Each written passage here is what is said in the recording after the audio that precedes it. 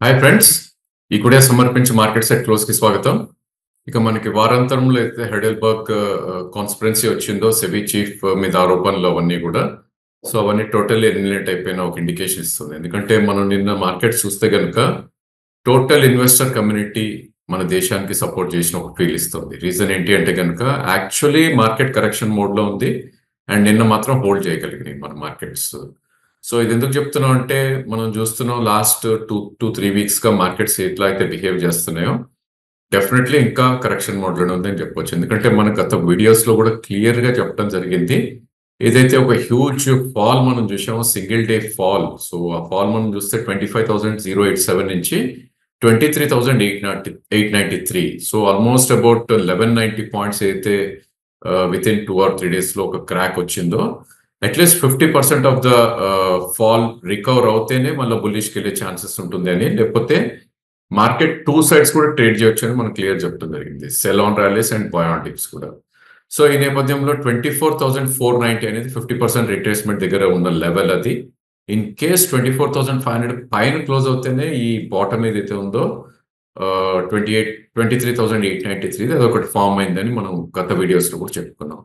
So ఈ నేపథ్యంలో నిన్న ఎవరైతే షార్టింగ్ చేశారో వాళ్ళు దే మేడ్ ఫినామినల్ మనీ అని చెప్పొచ్చు. ఎందుకంటే నిన్న 24,472 హై వెళ్ళింది. అంటే మనం ఇచ్చిన రెసిస్టెన్స్ పాయింట్ కి జస్ట్ 20 పాయింట్స్ కింద కింద వరకు వచ్చి అక్కడి నుంచి కరెక్ట్ అవటం మొదలెట్టింది. ఈ రోజు ఇన్ఫాక్ట్ చూస్తే కనుక ఓపెనింగ్ 24,342, జస్ట్ ఒక ఫ్లాట్ ఓపెనింగ్ ఉంది అండ్ లో 24,116 అండ్ క్లోజ్ కూడా ఆల్మోస్ట్ 24,139. అంటే నిన్నటి నుంచి ఆల్మోస్ట్ 400 పాయింట్స్ కోల్పోవటం చూసాం మనం నిన్నటి హైస్ నుంచి.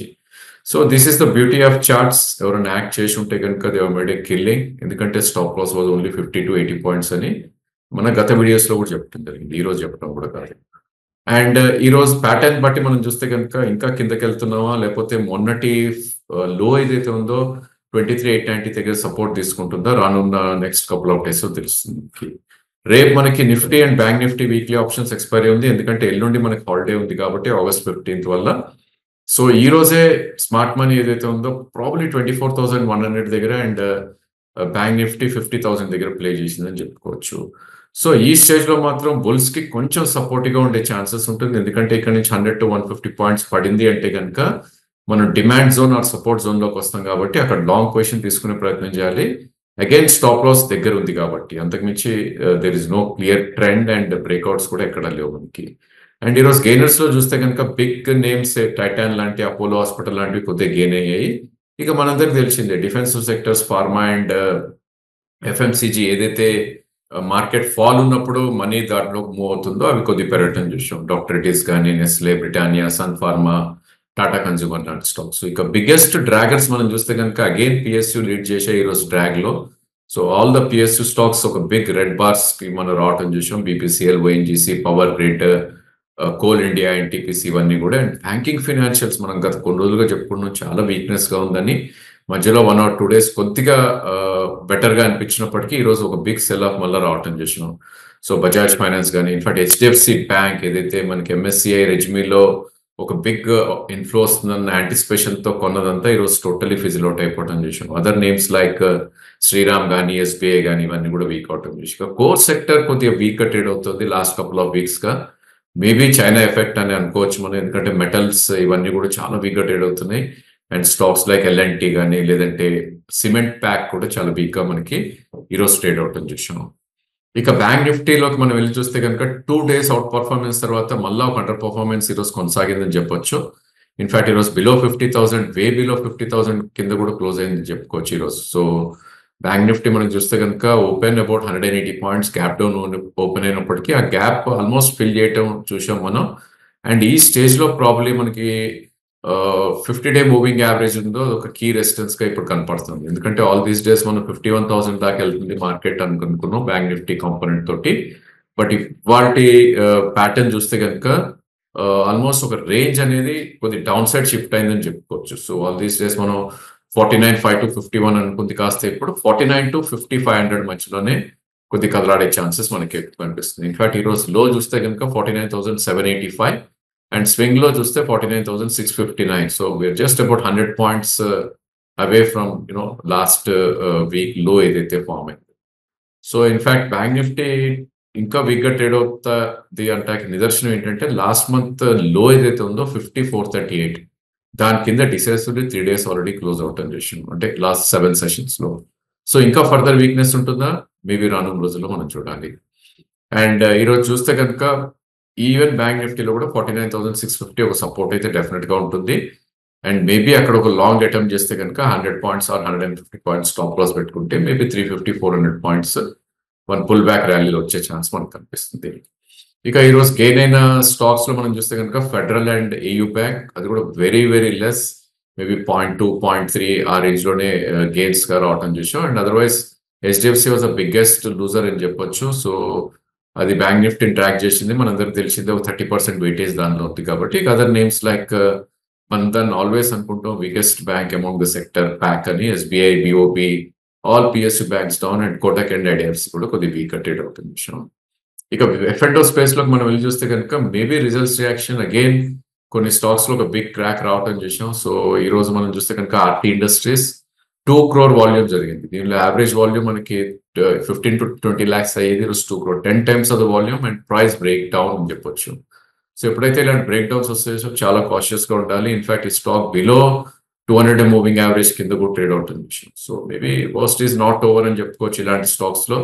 ఇన్ఫాక్ట్ ఇలాంటి స్టాక్స్ ని మనం టచ్ చేయొద్దని కూడా చెప్తాం as per technical chart patterns లో. అండ్ ఈ రోజు మనం చూస్తే కనుక స్పెషాలిటీ కెమికల్స్ ఒక హ్యూజ్ ప్రాఫిట్ రావటం చూసాం. సో లాస్ట్ 10-15 days ఒక అవుట్ పర్ఫార్మెన్స్ తర్వాత ఈ రోజు ఒక మంచి క్రాక్ రావటం చూసాం.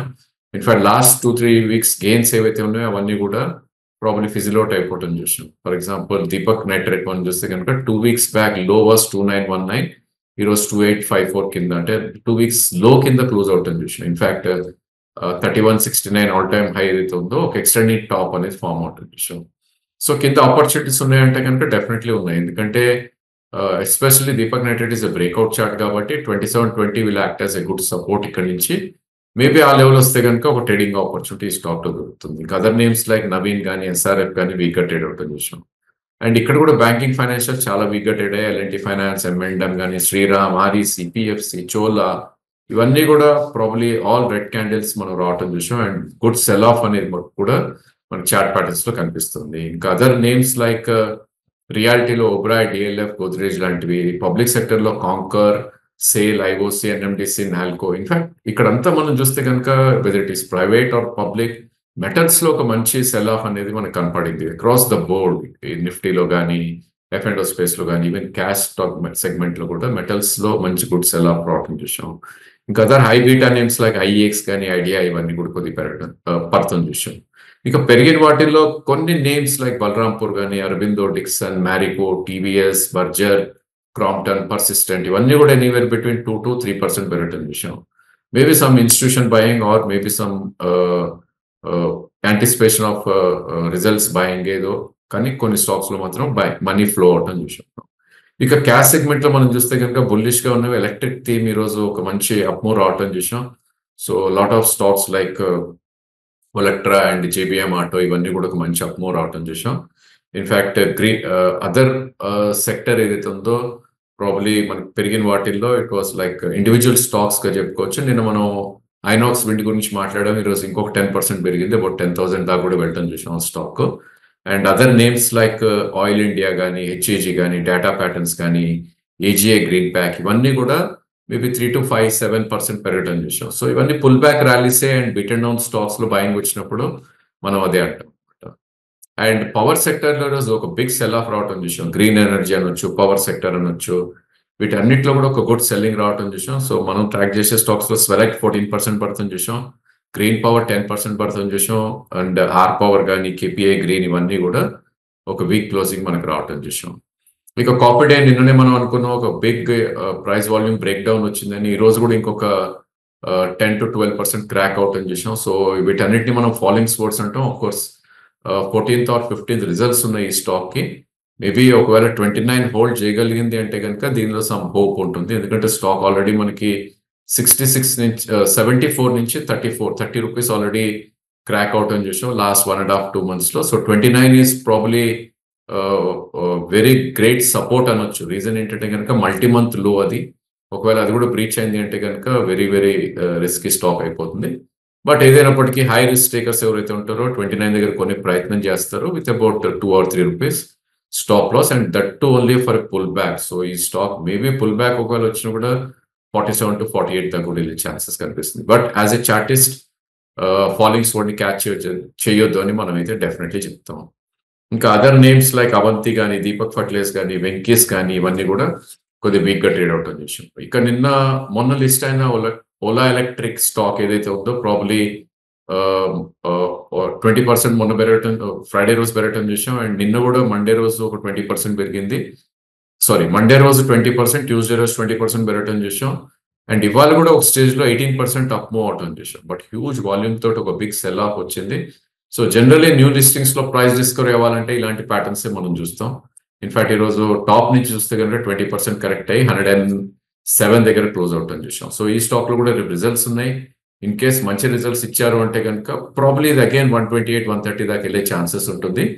మేబీ 95 ఆ రేంజ్ వచ్చింది కొద్దిగా బ్యాడ్ రిజల్ట్స్ అంటే కనుక మేబీ అక్కడ అగైన్ ట్రేడింగ్ ఆపర్చునిటీ వచ్చే ఛాన్స్ మనకి కనిపిస్తుంది. దో చార్ట్స్ ఫుల్లీ ఫామ్ కాకపోయినా కూడా మేబీ యాంటిసిపేషన్ లో కొద్దిగా ఈ స్టాక్ ని అటెంప్ట్ చేసే ప్రయత్నం చేయొచ్చు. ఇక స్టాక్ ఐడియాలో మనం యాక్చువల్లీ మార్కెట్ బిగ్ క్రాక్ అవుతున్నప్పుడు it's not very easy to trade, but definite గా రిస్క్ టు రివార్డ్ బాగున్నప్పుడు వీ షుడ్ అటెంప్ట్ అనే మేము అంటాం. రీజన్ ఏంటి ఎందుకంటే ఇఫ్ యూఆర్ సక్సెస్ఫుల్ 6 times అయినా కూడా ఇల్ మేక్ లాట్ ఆఫ్ మనీ కాబట్టి. సో ఆ కౌలో యాఫ్లే తీసుకోవడం జరిగింది. ఈ స్టాక్ మనం చూసాం 2022 హై ఏదైతే ఉందో 1511 అది బ్రేక్అవుట్ అయ్యి ఇన్ఫాక్ట్ 3 days బ్యాకే 1634 దాకా హై వెళ్ళటం చూసాం. బికాస్ ఆఫ్ మార్కెట్ ఫ్యాక్టర్స్ తోటి స్టాక్ రిట్రేస్ అవుతూ ఇప్పుడు ఆల్మోస్ట్ ప్రీవియస్ హై ఎక్కడైతే ఉందో 1510, 1520 దాకా కూడా రావటం చూసాం. సో ఇన్ఫాక్ట్ బ్రేక్అవుట్ వచ్చిన రోజు 1494 లో, అండ్ ఈ స్టేజ్ లో 1469 ఈస్ 20-day మూవింగ్ యావరేజ్. అంటే ఇక్కడ నుంచి అబౌట్ 30-40 రూపీస్ కిందకు వస్తే కనుక it's becomes a very good bye.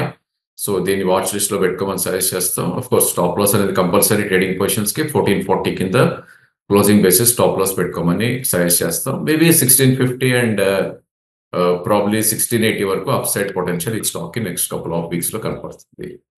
And markets ఇప్పుడు చూస్తే కనుక ఇంతకుముందు బౌన్స్ అయినట్టు అంత ఫాస్ట్ గా బౌన్స్ అవ్వట్లేదు. అది one should keep in mind and very careful గా ఉండాలి. స్టాక్ సెలెక్షన్ ఈజ్ కూడా చాలా ఇంపార్టెంట్. అండ్ మనం చెప్తా ఉన్నాం it's in a no trading zone, ఎందుకంటే బై డిప్స్ సెల్ ర్యాలీస్ ఉన్నప్పుడు ఒక క్లియర్ ట్రెండ్ అనేది ఎమర్జ్ అవ్వదు కాబట్టి ఇలాంటి టైంలో మనం క్వాంటిటీస్ అనేది తగ్గించుకున్నా it's not a bad idea. So మనం 1000 shares నిఫ్టీలో చేస్తుంటే that can be brought down to around 200, 300 కూడా. And stop losses near to the support and near to the resistance వచ్చినప్పుడు ట్రేడ్ చేసి పెట్టుకుంటేనే ఇట్స్ ఎ గుడ్ ఐడియా అని మా ఉద్దేశం. So that's all for today. Thank you for watching the video.